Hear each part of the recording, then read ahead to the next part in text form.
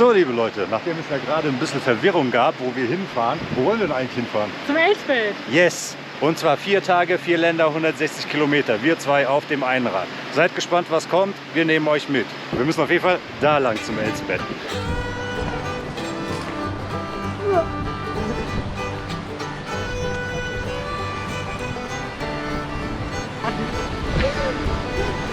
So, wir werden leiden. Da bin ich mir sicher. Oh ja.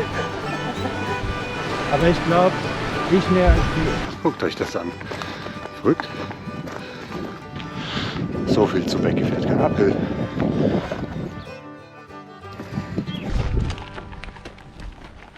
Wir überqueren gleich die erste Ländergrenze von Österreich nach Deutschland. Ja. Sehr empfehlenswert, ein Einrad zu haben bei solchen Hindernissen. Oh ja.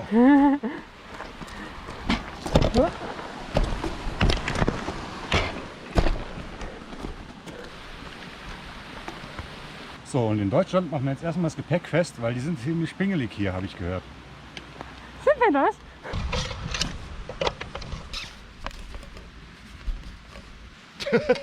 Und du futterst die einfach nebenbei. Ja, ich bin schon am Essen. Immer schön essen ist wichtig.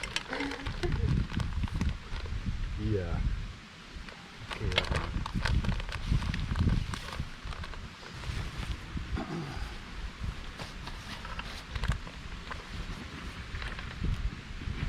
Ja, dann machst du mal hin und her. Ich mache beides. Ich habe ja hier so zwei und einmal überkreuzt. Durchgeschnitzt. Dann musst Lektion von einer Unipacking-Expertin. Und dann musst du hier durch nochmal und dann wieder durch.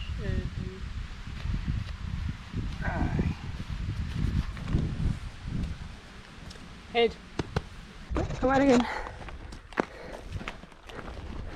Ein schöner Anstieg am Morgen vertreibt Kummer und Sorgen. Ich würde sagen, unser erster Anstieg ist geschafft. Oh ja, sehe ich auch. Das heißt, wir können aufsteigen und bergab fahren.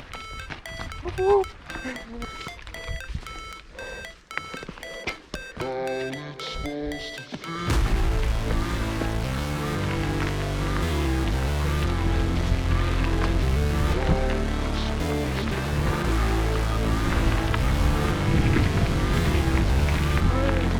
Nicht unterschlagen! Nein!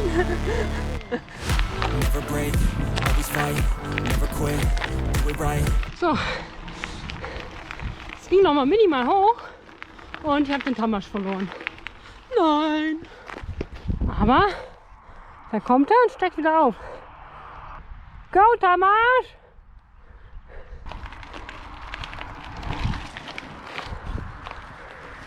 Weiter geht's. Wir fahren jetzt parallel zu einer Passstraße runter, auf der alten sozusagen. Und es ist eigentlich wunderschön. I never miss that fact. Taking big swings, put your hand to the back. Put me in the ring, we'll go out in the back. 'Cause I sing what I mean and I bring it to the mad light. Ain't got time to kill, I got time to feel. I took a red pill. I know life's short, so I wanna live real. But how's it supposed to feel? Soll jetzt die alte Passstraße sein, oder? Ja, genau, das ist die alte Passstraße.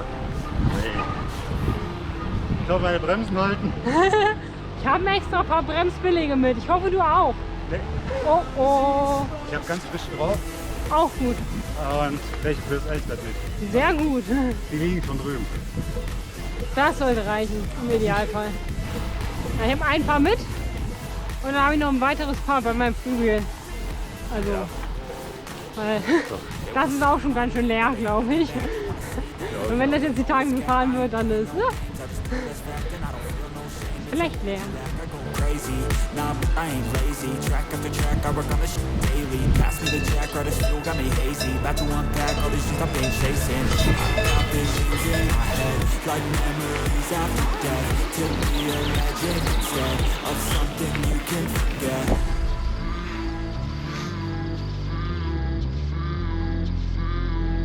How's it supposed to feel?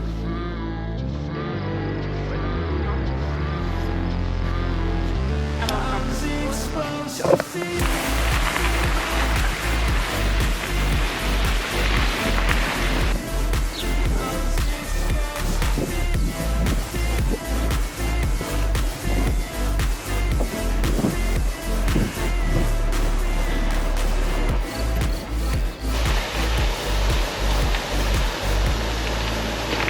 Herrlich. Wenn ich mich hier durch den Matsch quäle, warte mal, so rum, hi. Also, wenn ich mich hier durch den Matsch gequält habe, haben wir glorreich die 10 Kilometer voll gemacht. Yay. Das heißt, 1/3 für heute haben wir. Becky, was sagst du? Oh, ja? noch mehr fahren. Alles klar, ihr habt's gehört. Attacke.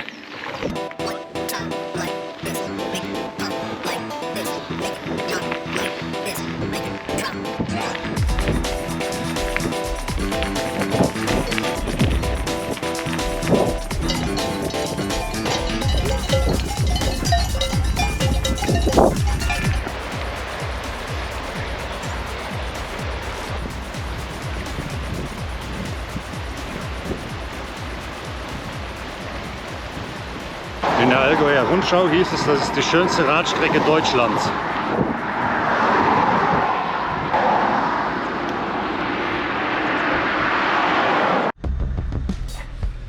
So, Tamas, was tun wir hier? Kuchen essen. Ich mag Juni Becky. So, wir rollen jetzt wieder. Genau, wir waren gerade Kuchen essen, versteht sie natürlich. Ja, also sehr gut. Und dann haben wir davor noch eingekauft, dass wir das Essen für unsere nächsten Tage dabei haben und noch Snacks für die nächsten 1, 2 und mal gucken, wie lange wir damit auskommen. Und fragen, wie voll es ist auf der Straße.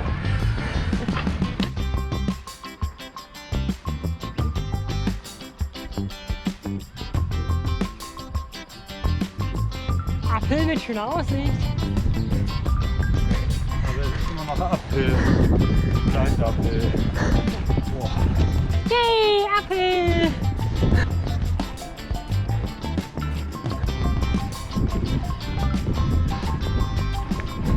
Also Leute, wenn mich nicht alles täuscht, sind wir genau da runtergekommen, den Pass. Dann hier durchs Tal gefahren, an dieser wunderschönen Allgäuer Fahrradstraße entlang. Durch das Kaff hier durch. Kurzen Stopp gemacht, ungefähr da. Und sind dann darüber hier hoch und jetzt fahren wir da lang. Ich weiß nicht, ob ihr es sehen könnt, aber es regnet leicht.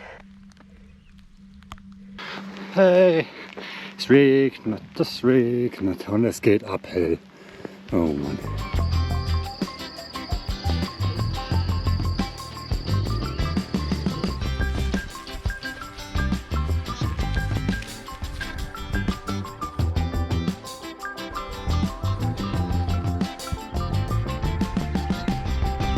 Dann können wir ja nicht einfach irgendeine Brücke durch das Tal zimmern. Oh. Nein, Quatsch. Wir haben uns das ja alles freiwillig ausgesucht, deswegen, yay. Und das wäre ein sehr schöner Downhill. Aber, Wir machen ja Uphill. yay!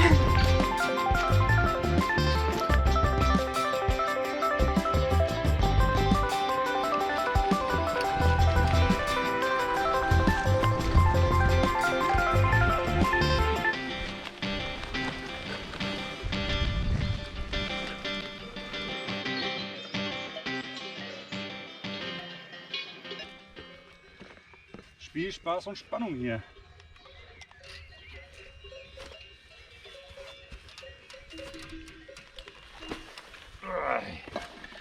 Dieses Gepäck. Aber wollen wir mal ein bisschen Plankenfahren üben, ha?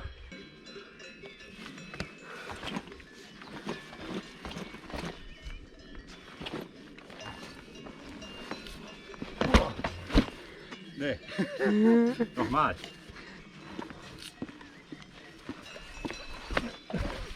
Ah, nochmal.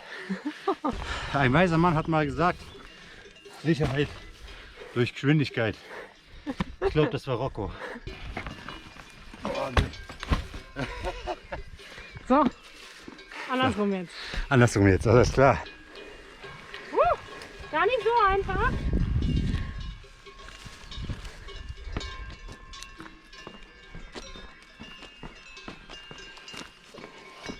Yay! Sau gut. Yay! Geil.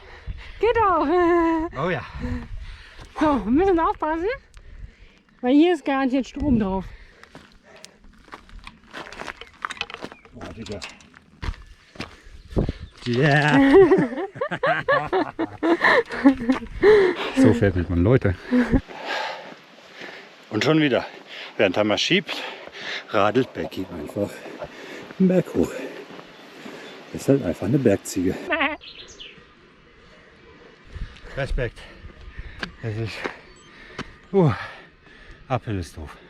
Also ich persönlich mag keinen Apfel, aber die Frau, die rockt es. Das ist brutal. Anti-Apfel. Ich war ein T-Shirt. Ja, Mann. Oh, Grüße an Karl an der Stelle hier. Grüße gehen raus. Na gut, dann geht's mal weiter.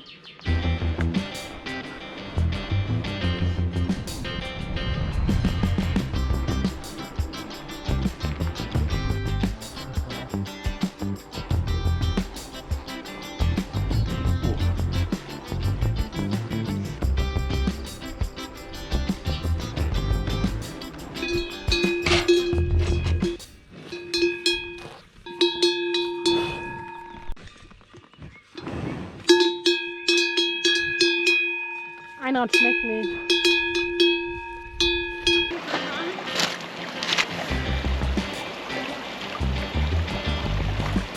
Wenn ihr Wasser filtert, immer einen Schluck nehmen, Stunde warten, gucken, was passiert. Nicht, dass ihr es nicht vertragt.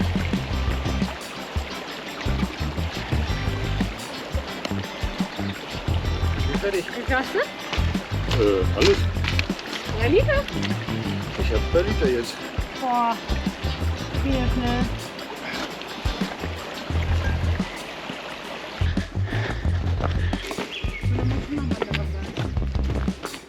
Kein gepflegt wird, ne? Weil der Weg gepflegt wird. So, herzlich willkommen in Beckys Küche. Wir kochen jetzt Nudeln. Wir haben eigentlich noch unser geiles Lager gar nicht gezeigt, dass wir hier für einen Luxus haben mit dem Tisch. Ja, wir haben echt Luxus. Das ist unser geiles Lager, das zeigen wir gleich noch. Aber erstmal wird Essen aufgesetzt, denn ich bin hungrig und Tamas ist, glaube ich, auch sehr hungrig. Oh ja. Das ist ein wundervoller Gaskocher. So, ein wundervoller Topf aus Titan. Da haue ich erstmal, was sagt das Ding? 500 Milliliter, naja. Ich mache meistens mal ein bisschen weniger und hau dann lieber nochmal nach. So, dann wird das Gas aufgedreht. Aha. Und Feuer angezündet. Drauf. Power rauf und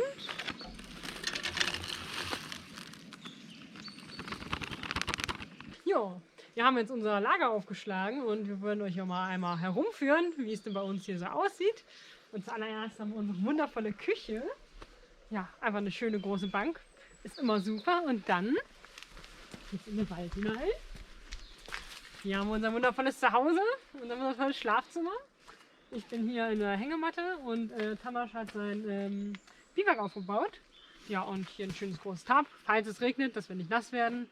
Und ja, ich hoffe, wir haben eine schöne Nacht, wo wir gut schlafen können. Ja, also ich will euch mal ein bisschen erklären, was ich alles dabei habe.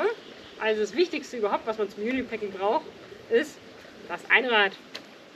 Ich fahre gerade einen 27,5 Zoll RGB von Fox. Eigentlich ist es sogar eine 29 Zoll Gabel, weil ich mir bald ein 29 Zoll hole. Und was auch wichtig ist beim Unipacking ist eigentlich irgendeine Art von T-Bar. Also ich habe zum Beispiel in dem Fall die Chris-Holm T-Bar, weil ohne einen längeren Griff kann man wirklich sehr schlecht das Gewicht hinten handeln. Genau, was habe ich noch? Ich habe hier, sieht man eigentlich kaum noch, einen Sattelstützengepäckträger aus dem Fahrradbereich. Kostet meistens, kriegt man meistens so für 20, 30 Euro schon, also relativ günstig zum Einstieg. Und dann habe ich hier 2 Packtaschen, die haben auch Laschen, das ist eigentlich relativ hilfreich, um die Taschen besser dran festmachen zu können. Und ich habe die einfach festgemacht mit Spanngurten. Genau, was habe ich hier drin? Mein Schlafsack, der geht ungefähr, oder der hat ungefähr eine Komforttemperatur von 0 Grad. Das ist eigentlich ganz hilfreich, weil selbst im Sommer oder im Frühling kann es halt schon mal bis an die 0 Grad, vor allem in den Bergen werden. Dann habe ich hier meine Klamotten mit zum Schlafen. Einfach eine Jogginghose, ein T-Shirt und noch ein Pulli mit.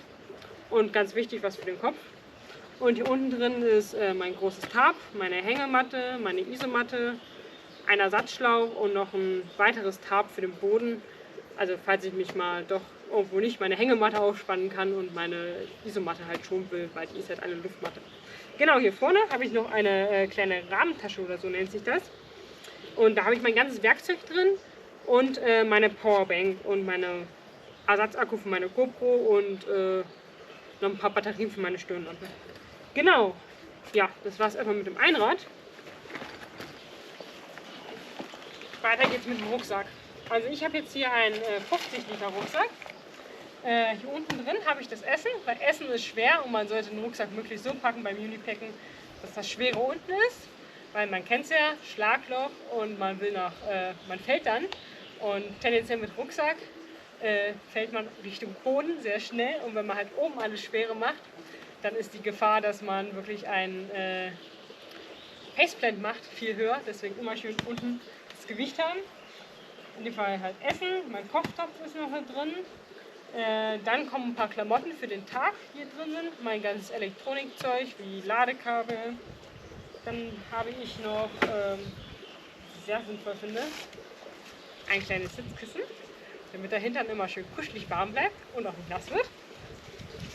Und fürs Lager finde ich auch noch ganz gut, noch ein zweites Paar Schuhe zu haben. In dem Fall habe ich Flipflops, die wiegen einfach nichts und man kann schnell rein und raus, falls man doch mal nachts seinen Schlafsack verlassen muss, ganz schnell. Genau. Ich habe hier eine 3 Liter Trinkblase drin, die habe ich momentan mit 1,5 Liter Wasser gefüllt. Ich habe hier noch eine Plastikflasche, da schraube ich einfach meinen Wasserfilter ran. Und dann habe ich noch eine kleine Trinkflasche, wo ich dann das gefilterte Wasser reintue und zum Beispiel in meine Trinkblase umfüllen kann. Und ich finde es auch immer hilfreich, noch ein bisschen Wasser separat zu haben, weil eine Trinkblase, man sieht ja nicht, wie viel man trinkt und irgendwann ist die einfach leer. Und wenn man dann kein Wasser mehr hat, dann hat man Pech gehabt. Deswegen immer noch ein bisschen was dabei haben. Genau, was habe ich noch dabei?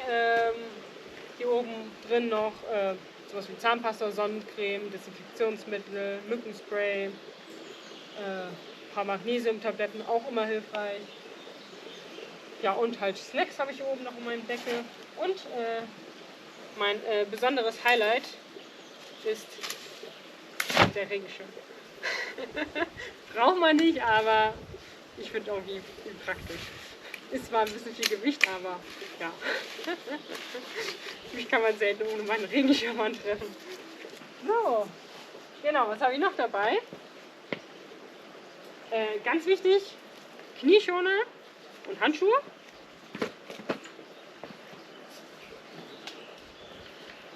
Einen Helm, auch schön hinten orange, damit man es gut sieht, wenn man auf der Straße fährt. Und genau, dann habe ich noch meine GoPro dabei, mein Handy und auch noch ein paar Kopfhörer, falls es mal nicht so spannend wird und man sich irgendwie mit ein paar Podcasts oder Musik die Zeit vertreiben will.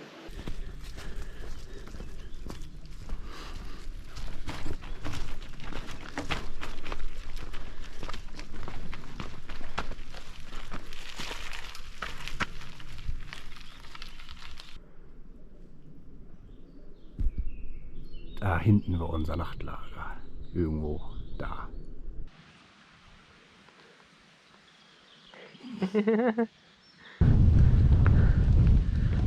Guten Morgen! Wir quälen uns gerade den Berg hoch. Ein Apfel am Morgen vertreibt Kummer und Sorgen oder macht Kummer und Sorgen? Macht Kummer. Aber wie es aussieht, sind wir gleich oben und dem Winternachtsurteil auch. Hey, hey.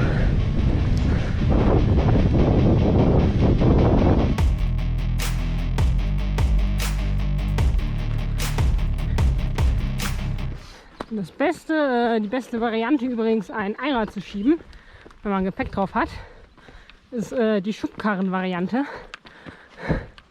Also man schiebt das Rad falsch rum und benutzt die Tiber sozusagen als Schubkarrengriffe und hat so eine übergroße geländetaugliche Schubkarre. Yay! So, sieht aus, als ob es wieder bergab geht. Mal gucken, wie lange.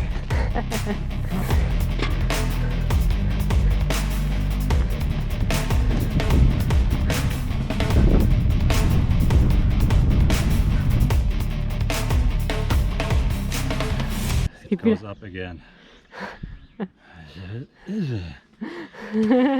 Nach jedem Apfel kommt ein weiterer.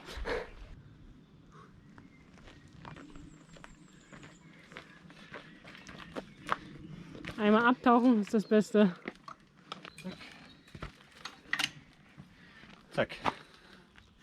So. Und Apfel!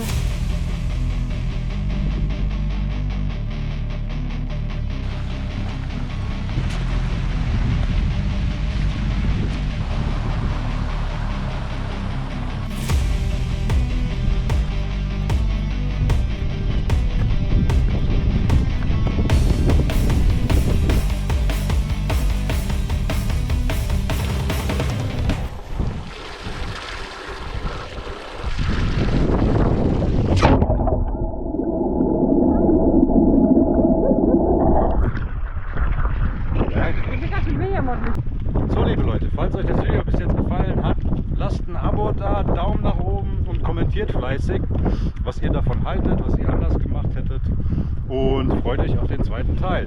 Bis dahin, haut rein!